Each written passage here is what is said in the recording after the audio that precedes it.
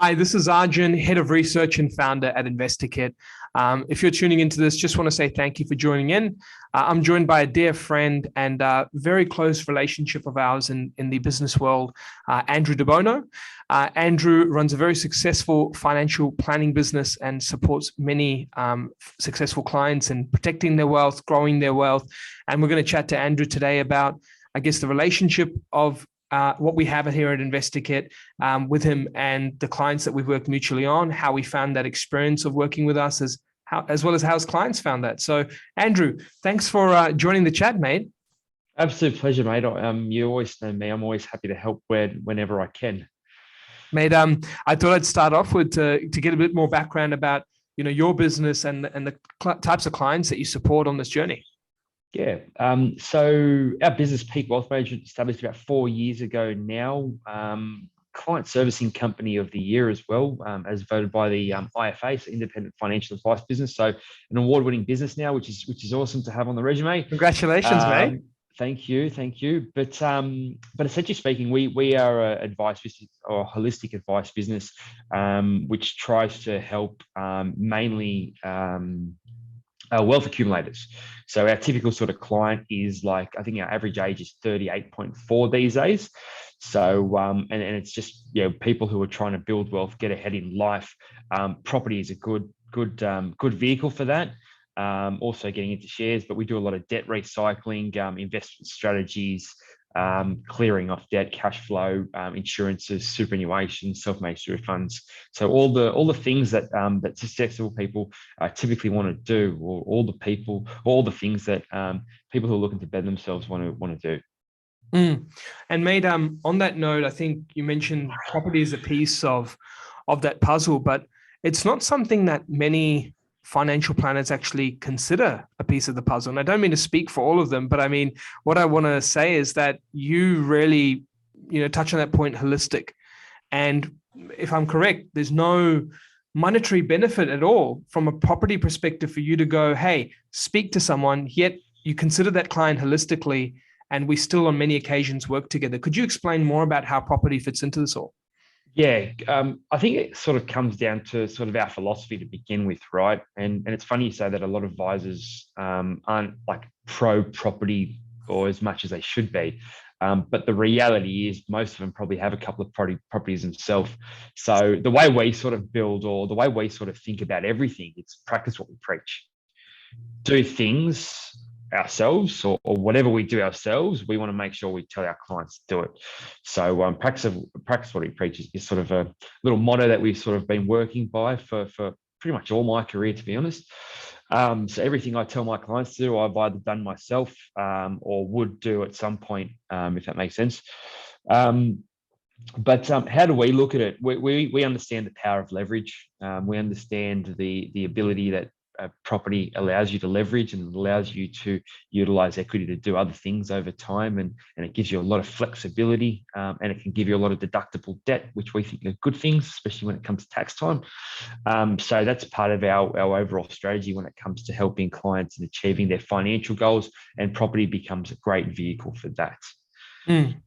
Mate, on that vehicle piece of property, we've worked with some of your clients where like they've purchased 4 properties in a matter of 12 months and are expanding further.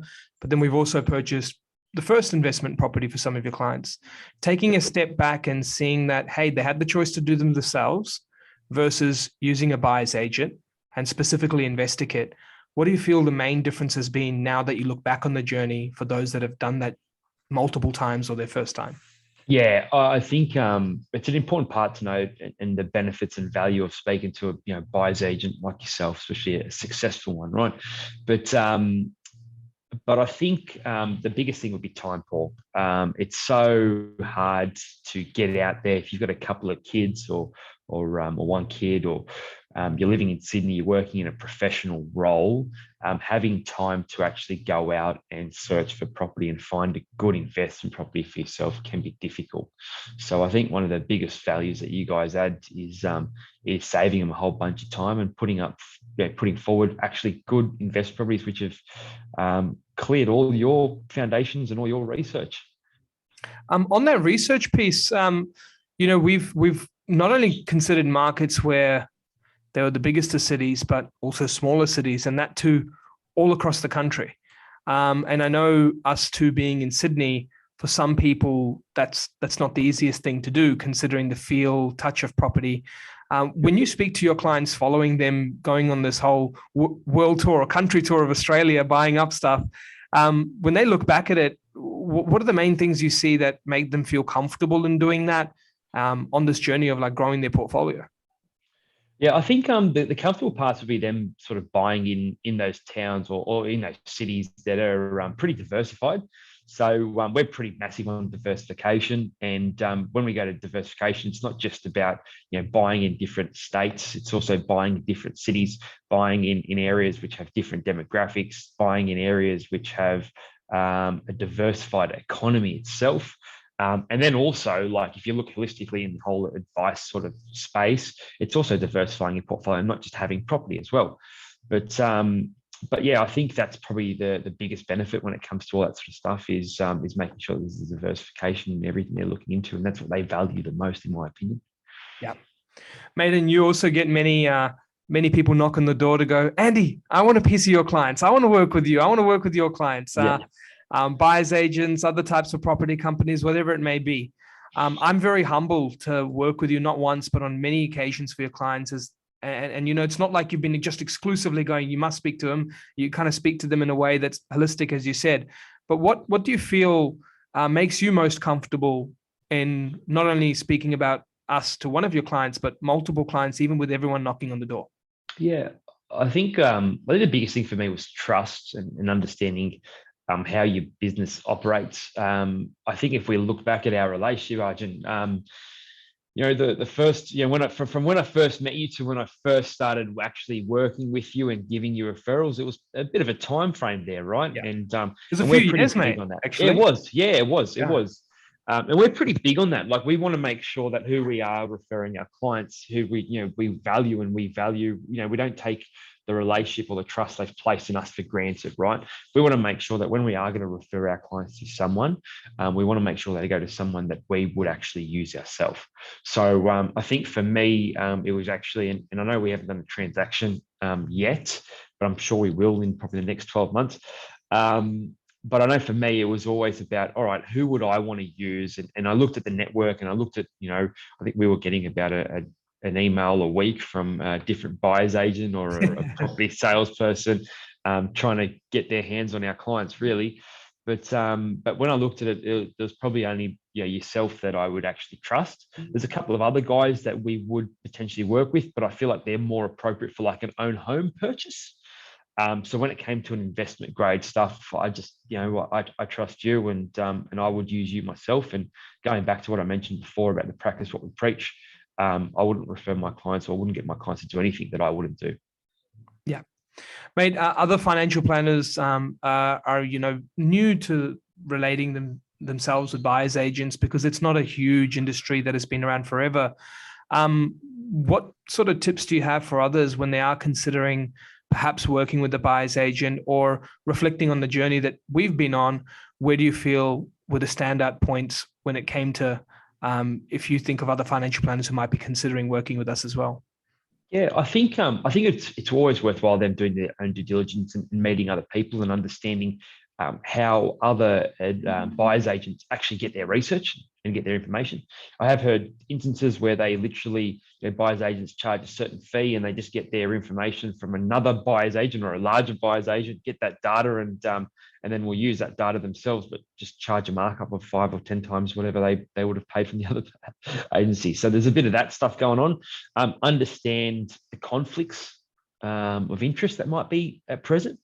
As you're well aware of, there's a lot of people out there that might sell properties that they actually have developed themselves, and there might be a bit of an issue, and that can cause an issue when it comes to getting the valuation on a property. So understand the conflicts and the drivers and how they get remunerated. I think they're probably the biggest things. We come from an industry, or I come from an industry or profession which has gone through all of that process, that systems, via ASIC and all different changes to ensure that we are a conflict-free sort of business, or a conflict-free sort of profession. So understanding that with the buyer's agents, I think is very important, and that should help build the trust that you would have, or the advisor would have with that buyer's agent. So they're probably the two biggest things, where they get their data and any potential conflicts that might be in place there. Yeah, really good point on the research part, because I remember earlier on when working with you, like we went through research, we went through our data, the markets we were looking at, and you took that time to, before your clients were even introduced, you took that time to digest it, understand it from a client's view. So I really like, even just like a note back to you, mate, I've always felt that you've just been extra client focused from that perspective to go, hey, I'm going to look at the research. I'm going to look at the outcomes, what Arjun's personally doing, what he's done for other clients. And so that due diligence, no doubt, has flown through to your customers, because they feel so comfortable now off the back of hearing it from you. Certainly. And I guess now it helps me a little bit more. I've got a lot more comfort and confidence now, because we've had a few runs on the board. We've had the clients that have bought, 3 or 4 properties from you, and they're ecstatic. They're super happy. So assuming that, obviously that's continuing, and look, let's not be unrealistic about all this, but like at the end of the day, the property market's been pretty good over the last sort of 12, 18 months. So a lot of those guys are definitely going to be happy, or anyone who purchased the property 18 months ago is going to be happy. But yeah, it's clear that if people are happy with the complete process and service, and the data that's presented, then I don't think there's any reason why I wouldn't keep referring. Yeah, look, it's a good point. On that note of the whole market doing so well, many parts of the country have done 20 to 25%. We're in 2022 now, looking back at 2021. I think one thing I'm very fortunate about in terms of looking at the outcomes, and very very proud of, is the fact that when the country does 20 to 25, we'll do 30 to 35. That's the big thing that I think, looking back into it, has been amazing.